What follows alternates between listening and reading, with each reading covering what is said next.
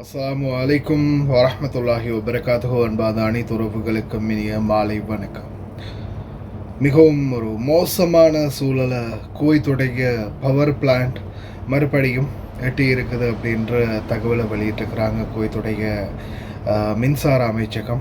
இந்த நேரத்தில் பார்த்திங்கன்னா குவைத்துக்கு இரண்டாவது மிகப்பெரிய தாக்குதல் நடத்தப்பட்டிருக்கிறதாகவும் இதில் மிகப்பெரிய ஒரு பாதிப்பு ஏற்பட்டிருக்கிறதாகவும் தெரிவிச்சிருக்கிறாங்க. இது சம்பந்தமான தகவல் வெளியிடும்போது மின்சார அமைச்சகம் 2 நாட்களுக்குள் இரண்டாவது முறையாக மின் உற்பத்தி நிலையம் மற்றும் கடல் நீர் சுத்திகரிப்பு நிலையம் மீது நடத்தப்பட்ட தாக்குதலில் அந்நிலையத்தின் சில பகுதிகள் தீ விபத்து ஏற்பட்டது. இதன் விளைவாக ஏராளமான மின் உற்பத்தி அலகுகள்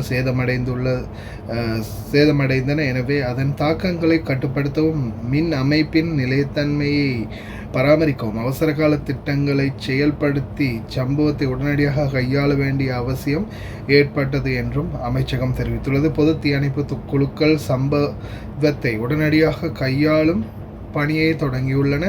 மேலும் நிலையத்தை பாதுகாக்கவும் சேதங்களை மதிப்பிடவும் பதிவாக்கப்பட்ட அலகுகளை விரைவில் மீண்டும் சேவைக்கு கொண்டு வரவும் தேவையான தொழில்நுட்ப மற்றும் முன்னெச்சரிக்கை நடவடிக்கைகளை செயல்படுத்துவதை கட்டுப்படுத்தும் முயற்சிகள் நடைபெற்று வருகின்றன. மின்சார அமைப்பின் நிலைமையை பராமரிப்பதற்கும் சேவையின் தொடர்ச்சியை உறுதி செய்வதற்கும் தொழில்நுட்ப குழுக்கள் இரவு பகலாக தொடர்ந்து பணியாற்றி வருவதாக அமைச்சு உறுதிப்படுத்தியுள்ளது. நிலைமை ரொம்ப மோசமாக போயிட்டுருக்குது. அதே மாதிரி இன்னொரு முக்கியமான தகவல் என்னென்னு பார்த்தீங்கன்னா, மிலிட்ரி மிஷனை இன்னும் அதிகரித்து இருக்கிறதா ட்ரம்ப் அமெரிக்க ஜனாதிபதி தெரிவிச்சிருக்கிறார். ஆனால் ஒரு லாஜிக் என்ன தெரியுமா, நான் இந்த ஃபோட்டோஸ்களை நான் நினைக்கிறேன் போட முடியும். நியூஸுடைய முக்கியமான ஃபோட்டோஸ்களை நான் உங்களுக்கு அட்டாச் பண்ணுறேன்.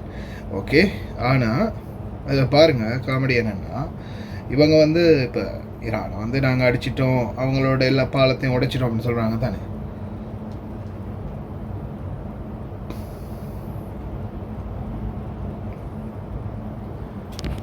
சைடில் இதோ பாலம் உடைஞ்சி கிடக்கா. ஐயோ, நீங்கள் பாலத்தை உடைச்சா என்னடா, நாங்கள் சைடால் வண்டியை கொண்டு போவோம் அப்படின்னு ஒரு சைடில் அவங்களே ரோடு மாதிரி பண்ணி அந்த ரோட்டில் வண்டி ஓட்டிகிட்டு போகிறாங்க. பாலம் இந்த பக்கம் உடஞ்சி கிடக்கு, இந்த பக்கம் வண்டி போயிட்டுருக்குது. இது ஒரு ஏஐ பிக்சராக நீங்கள் கருதலாம். ஆனால் உண்மை சம்பவத்துடைய வீடியோவும் நிறைய பேர் பப்ளிஷ் பண்ணியிருக்கிறாங்க. அந்த காட்சிகளும் பார்க்கக்கூடியதாக இருந்துச்சு. அப்போ இதுலேருந்து என்ன தெரியுதுன்னா,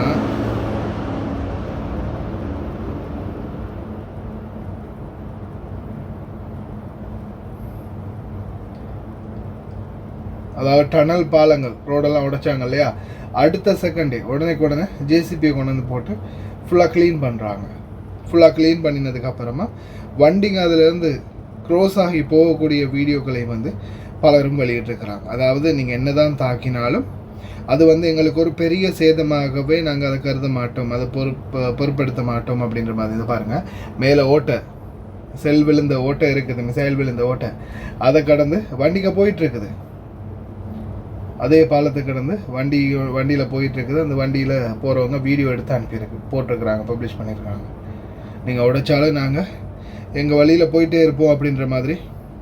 ஈரான் அவங்க பக்கம் என்ன தாக்கினாலும் இன்னமும் அது ட்ரம்பே உறுதிப்படுத்தினார் தானே, இன்னும் ஸ்ட்ராங்காக தான் இருக்கிறாங்க. ஆனால் அரபு நாடுகள் மீது இன்னும் தொடர்ந்து எச்சரிக்கை தாக்குதல்களை அதிகரிச்சிருக்கிறாங்க. பொறுத்திருந்து பார்ப்போம் என்ன தான் நடக்க போகுதுன்னு பிரார்த்தனை பண்ணுவோம்.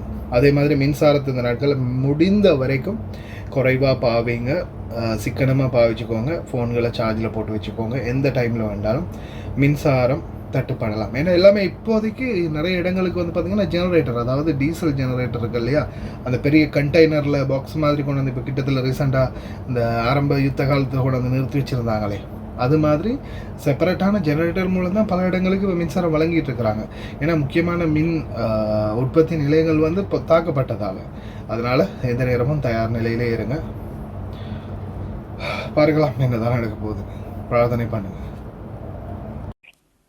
نعم، تعرض محطات الكهرباء الإقليمية للمرة الثانية خلال يومين لهجوم عدواني آثم أدى إلى اندلاع حريق في بعض مرافق المحطة، وأثر على عدد كبير من وحدات التوليد والطاقة الكهربائية داخل المحطة. تم تفعيل على الفور خطط طوارئ والتعامل الفوري مع الحادث، وباشرت أيضا فرق الإطفاء العام التعامل مع الحريق والسيطرة عليه وإخماده، وما زالوا طبعا الآن يعني يعملون في المحطة لإخماد الحريق بإشراف أكيد من فرق الفنية والطوارئ المتواجدين في المحطة. نعم مهندسة فاطمة، هل هناك ضرر على المنظومة الكهربائية في البلاد بسبب هذا العدوان الإيراني التي استهدف المحطة خلال يومين؟